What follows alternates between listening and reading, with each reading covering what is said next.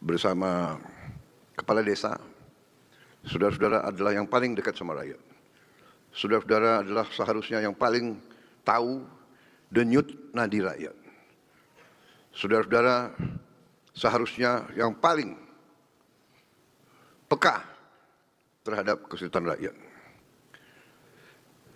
Kunci pembangunan bangsa kita, sebagaimana pembangunan semua bangsa di dunia, kuncinya adalah dalam pemerintahan yang baik, pemerintahan yang unggul.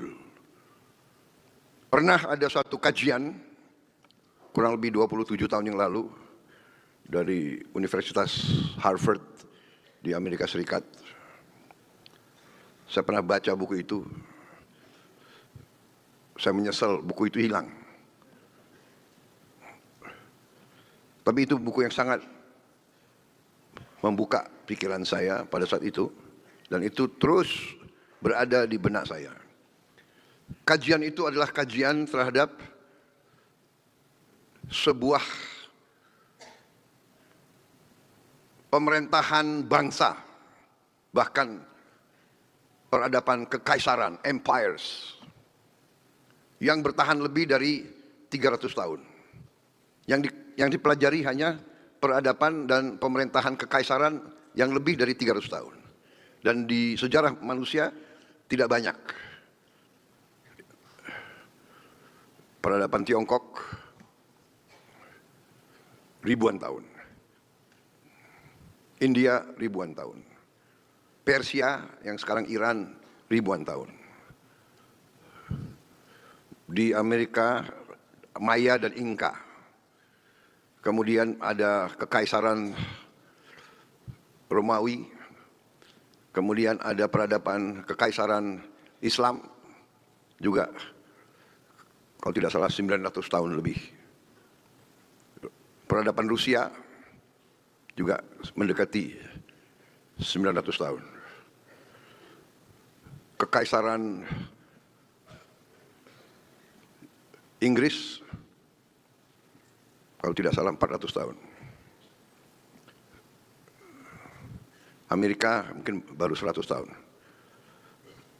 Apa yang menjadi unsur yang ada di semua pemerintahan itu, yang bertahan ratusan tahun? Ada tiga. Ada tiga. Ini hasil riset. Satu adalah tentara yang unggul. Dua adalah polisi dan keamanan yang unggul.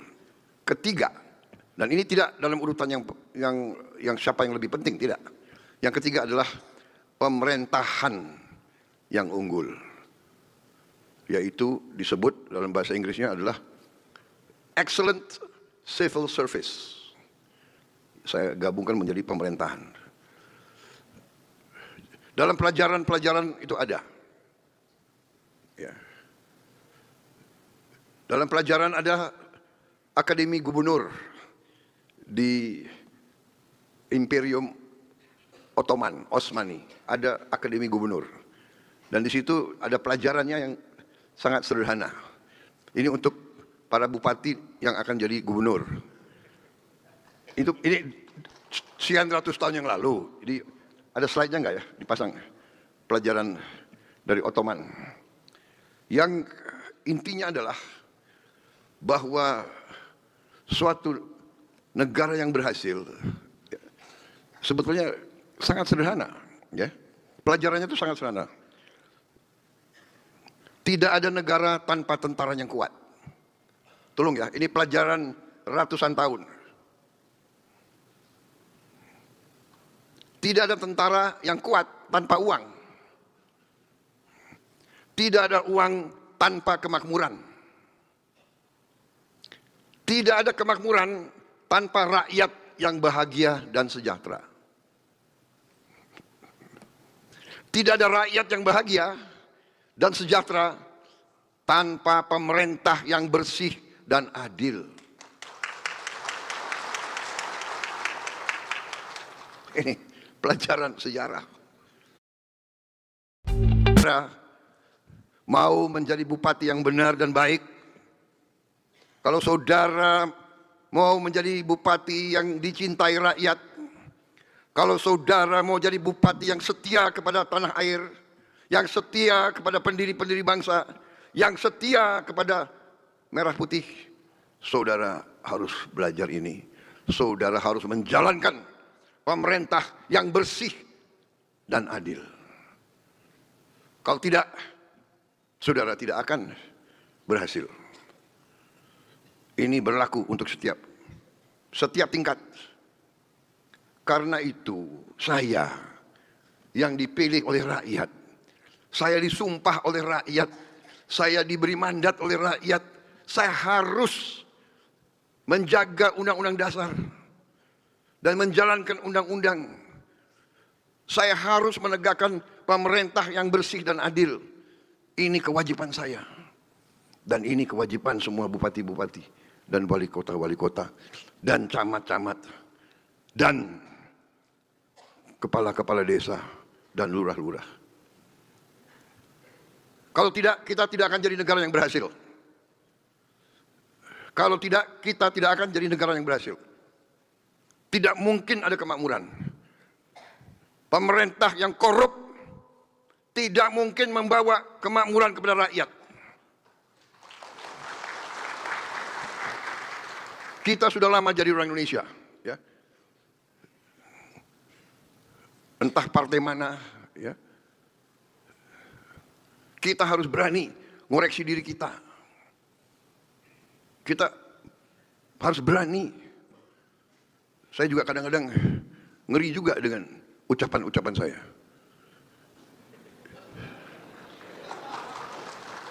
Di MPR tanggal 15 Agustus, ingat pidato saya? Saya katakan, kalaupun ada anggota Gerindra yang melanggar, saya tidak akan lindungi. Beberapa hari kemudian ada anggota Gerindra, tapi dia anggota, dia belum kader. Kalau kader itu ikut pendidikan. Yang tadi itu Ottoman itu dia harus belajar itu. Aduh, dia nggak keburu ikut kaderisasi. Tapi tetap saya agak malu saya. Sebetulnya saya orangnya itu menarik ya. Mungkin dia khilaf. Saudara-saudara, apakah tidak ingat istri dan anaknya? Kalau tangannya diborgol pakai baju oranye, apa tidak ingat anak dan istrinya? Saudara-saudara sudah dengar saya pidato berapa kali? Ya kan? Dari sebelum saya dilantik, sesudah dilantik, pada saat dilantik, terus saya ingatkan. Semua lembaga bersihkan dirimu sebelum kau akan dibersihkan. Dan kau akan dibersihkan pasti.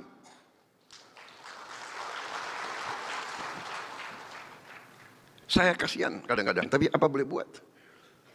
Dapat laporan dari Jaksa Agung, dapat laporan dari penegak-penegak hukum yang lain. Pak, datanya begini Pak. PPATK laporan.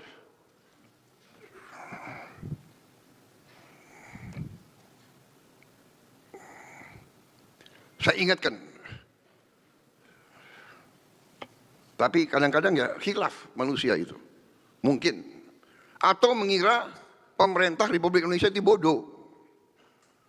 Atau mengira bahwa pemerintah Republik Indonesia yang saya pimpin lemah. Atau mengira pemerintah Republik Indonesia yang sekarang saya pimpin bisa disogok. Saudara-saudara, saya sudah disumpah, saya akan menegakkan, saya akan menjalankan kewajiban saya. Karena saya sudah bersumpah, saya takut yang di atas, dan saya takut mengecewakan rakyat Indonesia. Itu.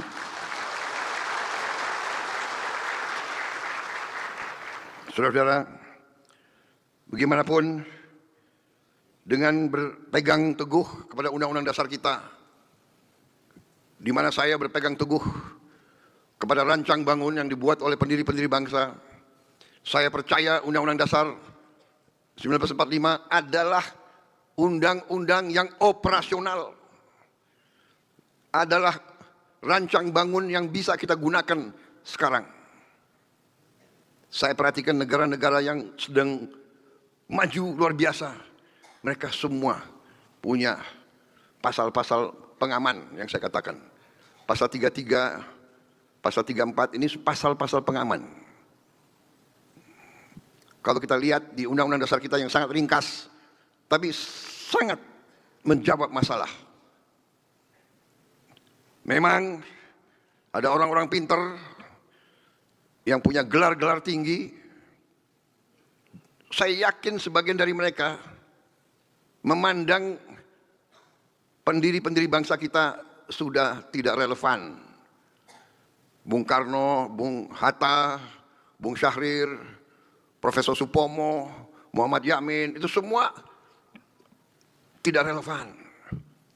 Padahal mereka mengalami penjajahan. Mereka mengerti imperialisme yang mungkin anak-anak sekarang tidak paham. Dulu kita ini pribumi dipandang lebih rendah dari hewan. Ini nyata. Mereka punya papan-papan, punya prasasti di mana-mana. Verboden for Honden and Inlander. Jadi Honden dulu. Ya, saudara-saudara. Pribumi dan anjing dilarang masuk. Jadi kita disamakan dengan anjing. Dan tidak hanya di kita. Di India begitu. Nah itu, dan bedanya di India dipertahankan sebagai bahan pelajaran untuk anak-anak muda. Dogs, no dogs or Indians. Jadi di Tiongkok sama juga. Dogs and Indians are not allowed. Di Shanghai juga begitu. No dogs or Chinese. Kita dianggap lebih rendah. Saudara-saudara, mereka mengalami imperialisme, mereka mengalami penjajahan. Karena itu mereka menyusun. Saya, maaf Mas Arya Bima, saya ini bukan anggota PDIP. Tapi saya pernah baca tulisan-tulisan Bung Karno. Tidak kalah sama orang PDIP. Jangan-jangan orang PDIP nggak pernah baca. Saya baca Indonesia menggugat. Bahkan Indonesia menggugat pidatonya, saya bingkai. Ada di rumah saya, di Hambalang. Benar atau tidak? Siapa? Sekpri saya. Benar? Pidatonya Bung Karno itu monggo saya bingkai. Dan dalam pidato itu, beliau sebut, kekayaan kita diambil ratusan tahun. Dan beliau sebut, komoditas. Dia sebut karetnya berapa, teh berapa, kopi berapa, timah berapa. Ada. Mas Arya pernah baca kan Indonesia Menggugat? Pernah? Nanti saya uji loh isinya. Jadi saudara-saudara,